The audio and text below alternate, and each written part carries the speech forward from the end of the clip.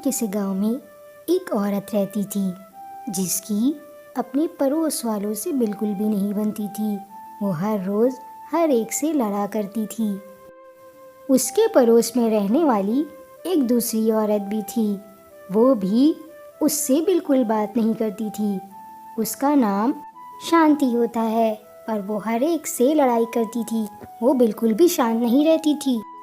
ए सुनो, तुम अपना मटका हटाओ। मैं पहले यहाँ आई थी, इसलिए मैं यहाँ पहले पानी भर के ले जाऊंगी, तुम हटो।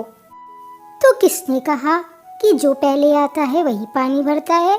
मैं यहाँ पानी भरने आई थी, पर मैं मटका लाना भूल गई थी, इसलिए मैं मटका लेने गई थी। अब मैं यहाँ पानी भरूंगी, तुम कुछ देर इंतज़ार करो, मैं तो यहाँ से नहीं हटने वाली। फिर शांति अपना मटका भरकर ले गई और ममता उसका मुँह ही देखती रही। उसको उस वक्त बहुत ज़्यादा गुस्सा आया। सुनिए जी, मैं जब से यहाँ आई हूँ वो ममता मेरे पीछे पड़ी रहती है। मैं उससे कोई दिन बहुत ज़्यादा लड़ लूँगी। सुनिए, वो जो सामने मोटी सी औरत रहती है शांति, वो मुझसे बहुत लड़ाई करती है। मेरी भी कोई दिन उससे लड़ाई हो जाएगी, फिर आप मत कहिएगा कि मैं सबसे लड़ती रहती हूँ। वो बहुत बदतमीज़ है। तुम लोग अपना झगड़ा खुद निपटाओ, मैं तो इन सब में नहीं पड़ूंगा। मैं काम करूं कि पड़ोसियों से लड़ता रहूं? तुम्हें क्या ज़रूरत है दूसरों के मुंह लगने की? यार दिनेश, मेरी पत्नी आज मुझसे तेरी पत्नी की शिकायत कर रही थी, पर मैं नहीं चाहता कि मेरी तेरी लड़ाई हो। मैं इस सब में नहीं पड़ना चाहता, और तू भी मत पड़ना। उन लोग को आपस में ही समझने दिया कर। क्या बताऊं महेश भाई, मैं भी खुद परेशान हूँ। मैं क्या करूँ? मेरी बीवी भी बहुत लड़ाका है और वो हर एक से ही लड़ लेती है। मैं नहीं समझा सकता, एक ना एक दिन उन लोगों को खुद ही समझ में आ जाएगा। ऐसे ही कुछ दिन बीत जाते हैं, पर अगली सुबह जैसे ही ममता अपने घर के बाहर आती है, वो देखती है कि एक बड़ा सा कूड़े का ढेर उसके सामने लगा है। वो ये देखकर बहुत गुस्सा हो जाती है और वहीं पे चिल्लाना शुरू कर देती है। अरे ओ शांति, तूने मेरे घर के आगे कूड़ा फेंक दिया। बाहर निकल, छुपी क्या बैठी है? क्या मेरा घर कूड़ेदान है? तू जा कहीं और जाकर फेंक। मेरे घर के आगे कूड़ा क्यों फेंक देती है तू रोज़? इस औरत का सुबह सुबह फिर से शुरू हो गया। मैंने कोई कूड़ा इसके घर के आगे नहीं फेंका, फिर भी ये मेरा ही नाम लेके लड़ती है। अभी जाके इसको सबक सिखाती हूँ। हर चीज़ में मेरा नाम लेना ज़रूरी नहीं, अभी बताती हूँ।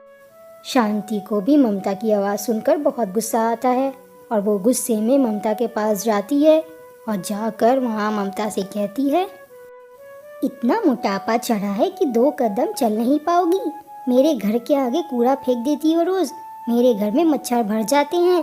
तुम्हारी वजह से मेरे घर के आगे गंदगी रहने लगी है।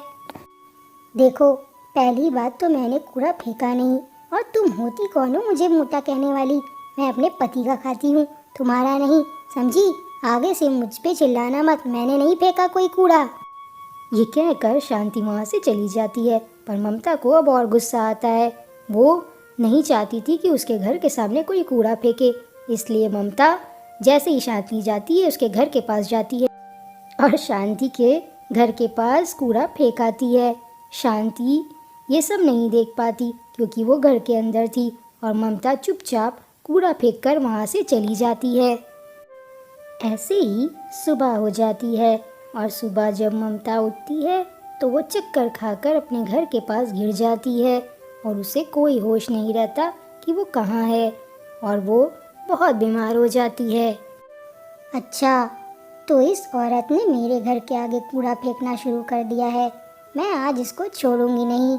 मैं आज इसके हर हिसाब का बदला लूँगी और तभी इसको समझ में आएगा कि मैं कौन हूँ। अरे, ये औरत तो गिरी पड़ी है, इसे क्या हो गया? अब मैं लड़ाई किससे करूँगी? अरे ममता बहन, उठो, क्या हो गया तुम्हें? ऐसे यहाँ क्यों पड़ी हो? ममता बहन, तुम्हारे पति कहाँ चले गए हैं? फिर शांति ममता को अपने पति की मदद से उसके कमरे में लिटा देती है और एक अच्छे डॉक्टर को बुलाकर उसका चेकअप कराती है। फिर डॉक्टर शांति से कहती है, देखिए, घबराने की कोई बात नहीं है। इनका बीपी लो हो गया था। इन्हें टाइम पे कॉफ़ी या शक्कर पानी पिलाते रहिए, ये ठीक हो जाएंगी। फिर वो डॉक्टर ममता को देखकर वहाँ से चली जाती है। शांति को ममता के ऊपर दया आ गई थी, इसलिए वो ममता की बहुत फिक्र करती है और उसके पति को भी बुलाती है। शांति भाभी, और आप दोनों ने जो मेरी मदद की है वो कोई नहीं कर सकता। आप दोनों की इतनी लड़ाई के बाद भी आपने मेरी बीवी को डॉक्टर को दिखाया। आपका बहुत बहुत धन्यवाद। अरे अरे, कोई बात नहीं भाई, ऐसा तो होता ही रहता है। पड़ोसियों को एक दूसरे के काम आना चाहिए। हम काम नहीं आएंगे तो कौन आएगा? आप थे नहीं, इसलिए हम दोनों ने भाभी को डॉक्टर को दिखा दिया है। घबराने की कोई बात नहीं है, बस थोड़ा बीपी ही लो हुआ है। शांति बहन, मुझे माफ़ कर दो। मैंने हमेशा तुमसे लड़ाई की है, तुम्हें बुरा भला बोला है, पर तुमने मेरे बुरे वक्त में मेरा साथ दिया। मैं तुम्हारा यह एहसान कभी नहीं भूलूंगी। अरे ममता बहन, एहसान की क्या बात है। हम दोनों ही एक दूसरे से लड़ते थे, पर मैं अब आपसे नहीं लड़ूंगी।